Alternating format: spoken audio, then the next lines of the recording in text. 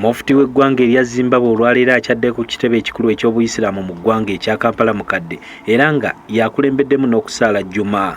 Ono bw'atuuse asoose kusisinkana olukiiko oluddukanya Obuyisiraamu ku kitebe ekikulu omubadde abamyuka ba Mufti ababiri, Ssaabawandiisi n'abakulembeze abalala. Ono olumaze asimbye omuti ogw'ekijjukizo okw'ekitaffeeri era nga guno gubbuddwamu erinnya lye. Ono olumaliriza ekyo n'akulemberamu Okusaala Juma. Ono bw'abadde abuulira akubiriza Abayisiraamu obutajaajaama obwereere bwabwe kyagamba nti kino kya bulabe nnyo mu Buyisiraamu. Which means all problems, difficulties, hardships on earth are connected to your tongues and your private parts.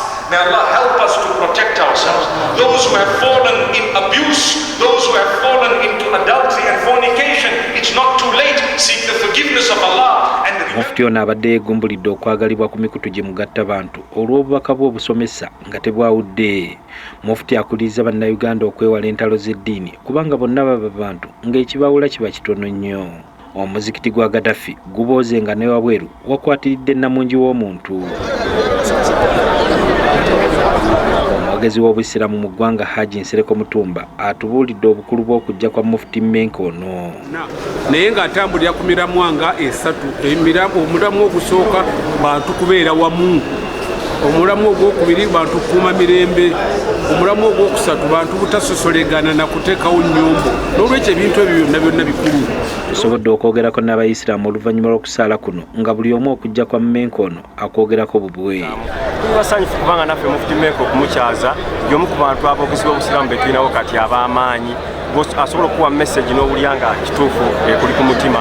Kimpadde essanyu lingi nnyo olw'okubanga Sheikh Mufti ayogedde ebigambo ebigatta Obusiraamu nga ffe Abasiraamu. Abasiraamu ba Uganda basobole okulaba ku kifaananyi ky'abantu abali obumu nga be tubeera nabo nga tuli e Makka, nga be tubeera nabo nga tuli e Madiina, nga buli omu kwolaba alina essanyu mu kyenyi kye. Ono waakwetaba ku kyeggula akawungeezi ka leero ku Hotel Africana ate olunaku olw'enkya waakukyalako mu masomero agatali gamu olwo ku Sande ayogereko eri abantu mu kisaawe Namboole.